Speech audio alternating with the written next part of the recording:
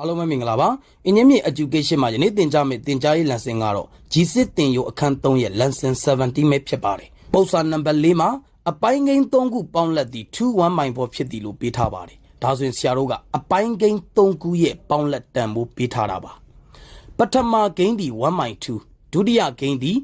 3-4ဖြစ်လျင်နဲ့တတိယကိန်းကိုရှာခိုင်းတာပဲဖြစ်ပါတယ်ဒါဆိုရင်ဆရာတို့ကပထမအပိုင်းကိန်းရဲ့ဒုတိယအပိုင်းကိန်းရဲ့တတိယအပိုင်းကိန်းရဲ့ပေါင်းလက်တန်ဖို့ဒီ 2-1-4 ပါ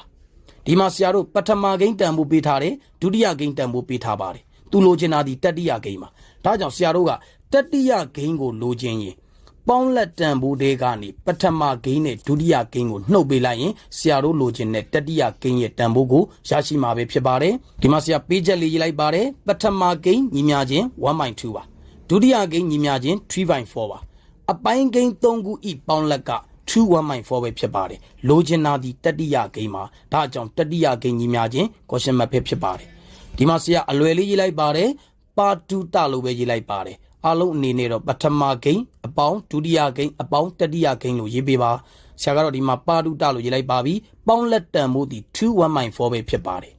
ဆရာတို့ပထမကိန်းဤတန်ဖို့တည်ပြီးသားပါပထမကိန်းရဲ့တန်ဖို့ဒီ 1-2 ပါလက္ခဏာက flash ပါဒုတိယကိန်းရဲ့တန်ဖိုးသည် 3-4 ပဲဖြစ်ပါတယ်ဆရာတို့လိုချင်တာတတိယကိန်းပါကိန်းရောကိုတွေ့ရင်အပိုင်းကိန်းပြောင်းပါမယ်4 2 8ပါ1ပေါင်းတော့9ပါ 9-4 ပဲဖြစ်ပါတယ်ဆရာတို့ပြောကြားခဲ့ပြီးသားပါတတိယကိန်းကိုလိုချင်ရင်ပေါင်းလက်တန်ဖိုး 9-4 တွေကနေပထမကိန်းရဲ့တန်ဖိုးနဲ့ဒုတိယကိန်းရဲ့တန်ဖိုးကိုနှုတ်ပေးလိုက်ရင်ဆရာတို့လိုချင်တဲ့တတိယကိန်းရဲ့တန်ဖိုးကိုရရှိမှာပဲဖြစ်ပါတယ်